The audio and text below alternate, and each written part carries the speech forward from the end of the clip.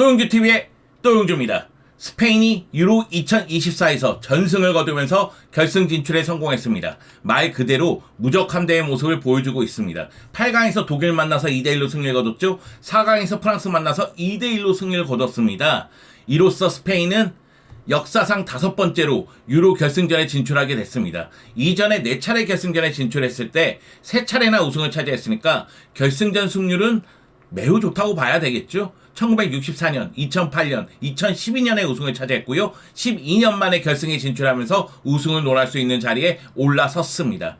반대편에서는 잉글랜드와 네덜란드가 준결승전을 치르죠. 누가 올라오더라도 만만한 상대는 아닙니다. 어려운 경기가 될 것이 분명하죠. 하지만 스페인에는 라민 야말이라는 천재가 등장을 했습니다. 16세의 이 소녀는 지난 프랑스전에서 환상적인 왼발 슈팅으로 동점골을 기록하면서 스페인의 승리를 이끌었습니다.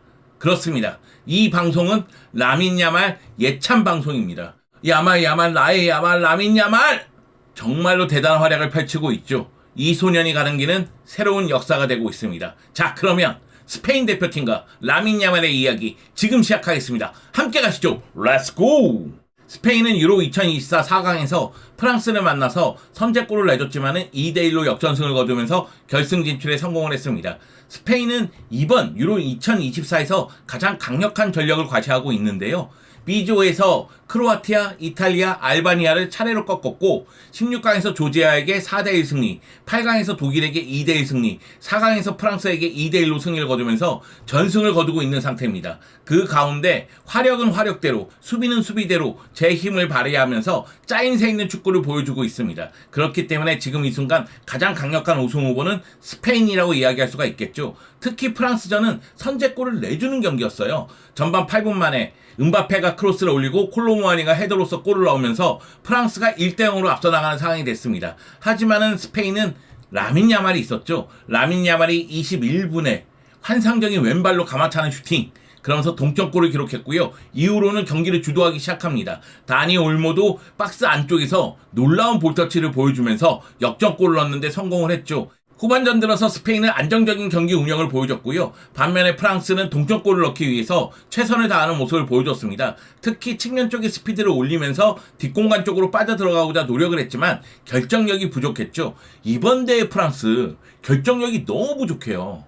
음바페가 코뼈 부상을 당해서 그런지 모르겠지만, 그리즈만이 부진해서 그런지 모르겠지만, 이 경기 끝나고 데시안 감독이 이야기했듯이 결정력에서 문제를 발생시켰다, 이런 이야기를 했거든요. 그만큼 파괴력을 보여주지 못하면서 프랑스는 4강에서 멈추고 말았습니다. 하지만 스페인은 최전방의 모라타가 크로아티아전에서 골을 넣고 골을 넣지 못하고 있지만 전방에서 효과적이고 효율적인 움직임을 보여주면서 상대 수비를 괴롭히고 그리고 연결고리 역할까지 하면서 나름대로 1인분 이상의 활약을 펼치고 있고, 그러면서 이선 자원들의 득점력이 올라가는 모습입니다. 그러다 보니까 득점원도 다양하고 팀 득점력도 뛰어난 모습을 보여주고 있죠. 이 경기에서도 라민 야말이 박스 바깥쪽에서의 환상적인 왼발 슈팅, 그리고 다니 올모가 박스 안쪽으로 들어가서 놀라운 볼터치로 마무리 지으면서 2골을 넣었거든요. 결국 프랑스를 2대1로 제압하는 모습이 나왔습니다. 사실 XG값이나 점유율, 슈팅 숫자, 패스 이런 부분은 중요치 않아요. 왜냐하면 경기 내용을 봤을 때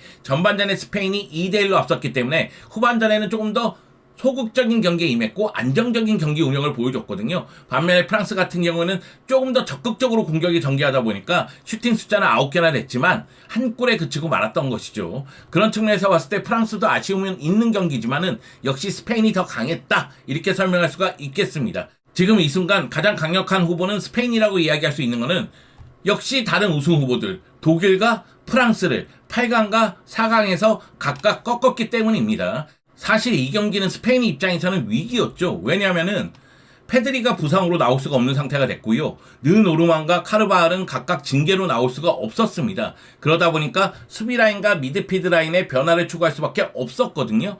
그런데 제가 스페인 이야기할 때 그런 이야기 많이 했습니다. 플랜 A만큼 플랜 B도 강하다. 다니 올모가 나왔을 때 4-2-3-1 포메이션을 가동하면서 공격 쪽에서, 특히 박스 안쪽에서 위력을 더 발휘하는 모습이 나왔다, 그런 말씀을 드렸는데, 다니 올모가 선발 출전했는데 역시나 박스 안쪽에서 직접적으로 타격 공격하면서 골을 넣는 모습이 나왔습니다. 그 수비 쪽에서는 일단 나초가 센터백으로 나오고 나바스가 라이트백으로 나왔는데 결국 나바스가 교체 아웃되면서 나초가 라이트백 역할하고 비비안이 센터백 역할하는 모습이 나왔죠. 수비 라인도 변화가 좀 있었지만은 역시 한 골밖에 실점하지 않으면서 나름대로 안정감을 유지했다고 봐야 됩니다.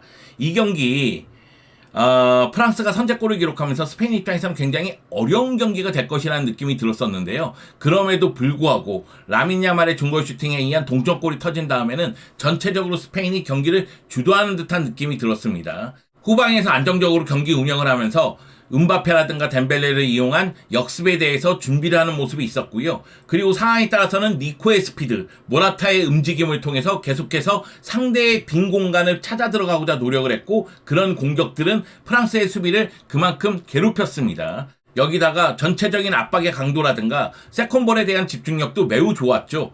역시 유로 2024에서 지금까지 가장 좋은 경기력을 보여주고 있는 팀은 스페인이 아닌가, 그만큼 일관된 경기력을 보여주고 있지 않나 그런 생각이 들었습니다.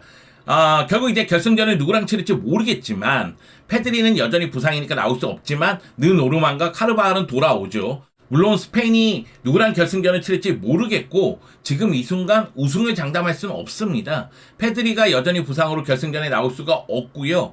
그리고 프랑스전 끝나고 나서 관중 난입이 있었다고 해요. 이걸 저지하려는 경호원하고 모라타가 부딪혔다고 하더라고요. 그래서 모라타도 지금 부상을 좀 입은 상태다, 이런 이야기가 나오니까 스페인 입장에서는 결승전 역시 조심스럽게 접근할 수밖에 없을 것으로 보이는데요. 일단 지금 이 순간의 기세는 스페인이 정말 대단하다, 이렇게 이야기할 수가 있겠습니다. 데라푸엔테 감독의 인터뷰를 볼까요? 우리는 매우 행복하다. 이 선수들에게 많은 자부심을 느낀다. 이들은 예외적이며 특별한 방식으로 플레이해야 한다. 그 이야기는 그만큼 선수들이 대단하다고 칭찬하는 거겠죠. 우리는 스페인 축구를 제자리로 되돌려 놓았다. 스페인이 2008년부터 2012년까지 메이저 대회 3회 연속으로 우승했을 때 유럽을 지배했고 세계를 지배했거든요. 이제 스페인은 유럽을 지배할 준비가 됐다는 이야기입니다. 계속해서 역사를 만들고 싶으며 긴장을 놓지 않고 결승전에 집중해야 된다. 결승전이 남았다. 결승전에 집중하자, 이런 이야기입니다. 상대가 누구든 상관없다. 네덜란드 들어와. 잉글랜드 들어와. 누구든 상관없다. 일단 들어와. 우리가 그냥 깔끔하게 해치워줄게, 이런 마음이겠죠. 두 팔 벌려 기다리겠다. 그만큼 자신감을 표하는 모습이 나왔습니다. 자, 이 경기에서 얘기할 선수는 라민 야말이에요. 라민 야말을 이야기하지 않고서는 이 경기를 설명하기 어렵습니다. 스페인이 사실 선제골 내주고 경기가 꼬일 수도 있었거든요. 프랑스는 그만큼 수비의 힘을 바탕으로 해서 4강에 올라왔기 때문에 스페인 입장에서도 프랑스 수비를 뚫기란 쉽지 않았습니다. 근데 라민 야말이 환상적인 동점골을 넣었죠. 진짜 헛소리 났습니다. 야, 턱이 떡 벌어지는 그런 환상적인 슈팅이었어요. 목이 메입니다. 목이 메여요. 야, 페인트 동작 주고 공간 만드니까 바로 왼발로 감아차는 슈팅. 막을 수가 없죠. 막을 수가 없습니다. 매냥이 몸을 날렸지만은 막을 수가 없었어요. 이 골에 의해서 스페인은 흐름을 완전히 가져오게 됩니다. 물론 라민 야말은 골뿐만이 아니라 경기에 미치는 영향력도 매우 컸습니다. 슈팅을 3회 시도했고 유효 슈팅 1회 시도해서 한 골을 넣었으니까요. 그리고 키패스를 2개나 했습니다. 라민 야말이 오른쪽 측면뿐만 아니라 중앙 쪽으로 들어오면서 계속해서 대각선으로 넘기는 패스 또는 왼발 슈팅에 의해서 상대 수비를 괴롭히는 모습이 나왔고 그거는 동점골로 연결되면서 그만큼 위력을 발휘했다고 봐야 되겠죠. 그리고 유로 2024에서 드디어 라민 야말의 골이 터지지 않았습니까? 그동안 도움은 기록했지만 골을 못 넣었었는데요. 이 경기에서 골을 넣음으로 인해서 16세 361일의 나이에 유로 역사상 최연소 나이에 골을 기록하게 됐습니다. 이전까지는 요한 포렌텐이라는 스위스 선수가 유로 2004에서 18세 141일의 나이에 골을 넣으면서 최연소 기록을 갖고 있었는데 이것을 새로 쓴 라민 야말이죠. 3위 기록이 웨인 루니더라고요. 웨인 루니가 18세 237일의 나이에 유로 2004에서 골을 넣으면서 유로 최연소 득점 3위 기록을 갖게 됐습니다. 1위 기록은 라민 야말이 차지하게 됐고 2위 기록은 깨기 어려울걸요. 16세의 나이잖아. 제가 지금 말씀드렸지만 2위 요한 포란텐, 3위 웨인 루니, 4위 헤나토 산체스 다 18세예요. 그 밑에는 19세로 넘어가거든요. 그런데 16세의 나이에 골을 넣었으니까요. 물론 며칠 지나면 17세가 됩니다. 그렇긴 하지만은 16세의 나이에 유로에서 골을 넣는다?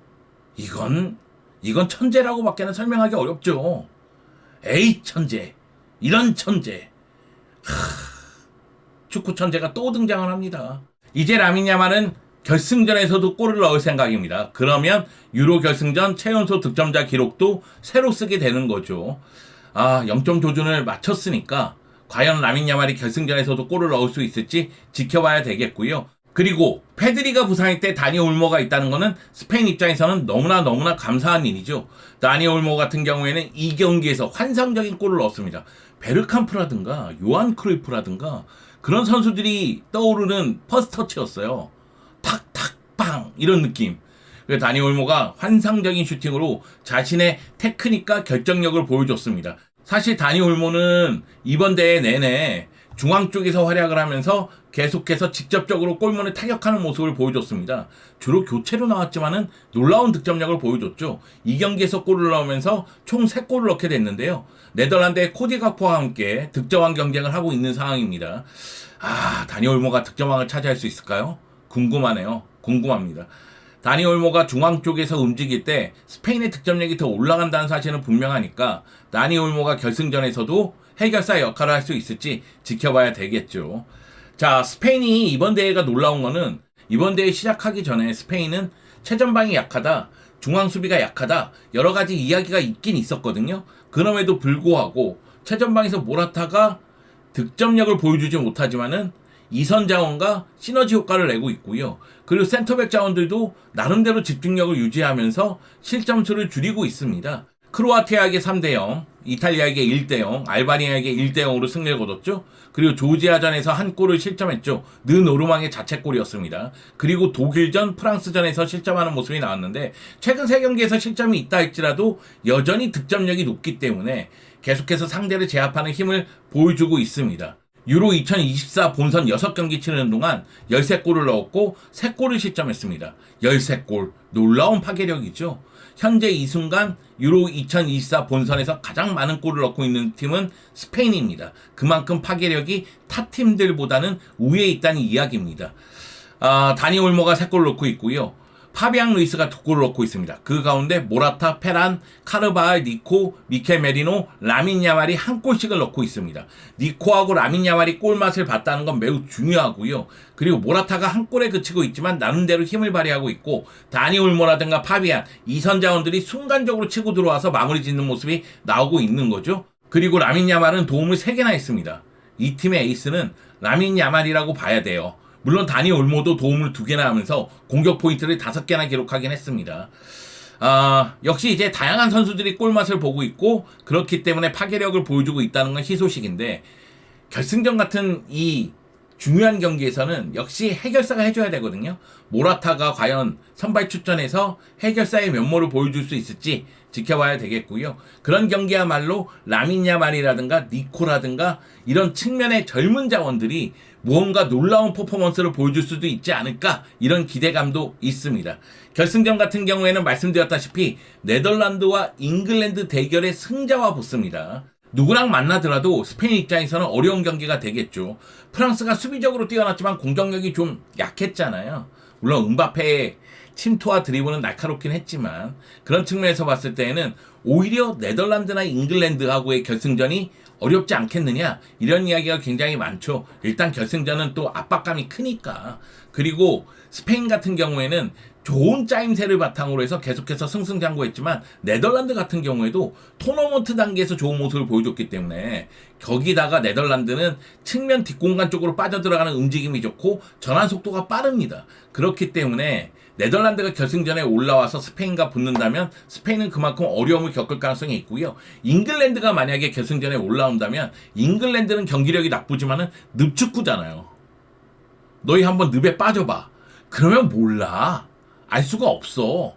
그렇기 때문에 누가 결승전에 올라오든 스페인 입장에서는 승리를 장담할 수 없는 상황이긴 합니다. 그럼에도 불구하고 스페인이 지금 이 순간 가장 경기력이 좋다는 사실은 부인할 수 없기 때문에 스페인 입장에서는 당연히 결승전에 진출하는 그 순간 우승을 노리기 위해서 최선을 다할 것으로 보이고 스페인이 지금과 같은 좋은 퍼포먼스를 결승전에서도 보여준다면 우승에 조금 더 한 발 다가서지 않겠느냐 이런 예상이 가능합니다. 거기다가 느노르만과 카르바알이 돌아온다는 점도 희소식이고요.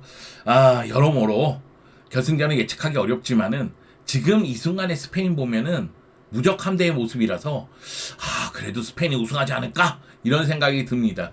여기다가 라민 야말이 프랑스전 같은 활약을 해준다면 스페인이 우승에 두 걸음 더 다가서지 않을까? 이런 생각이 좀 들거든요.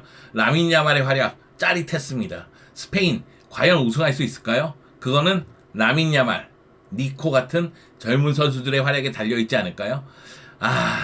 라민 야말 결승전에서도 한번 보여줬으면 좋겠다. 놀라운 왼발 또 한번 보여줘. 라민 야말, I believe you.